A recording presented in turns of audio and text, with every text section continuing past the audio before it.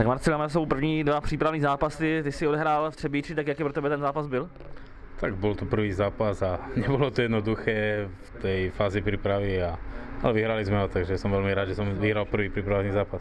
Teďka vás čeká první domácí zápas před domácím bouřlivým publikem, tak jak se těšíš na utkání? Tak na to sa veľmi teším, lebo Slovan bol vždycky rival proti mne, vždycky som hral proti ním a hrali sme dobré zápasy a hlavne sa teším na to publikum. Každý o ňom rozpráva, že je to najlepší publikum, tak sa teším zajtra, že ho uvidím.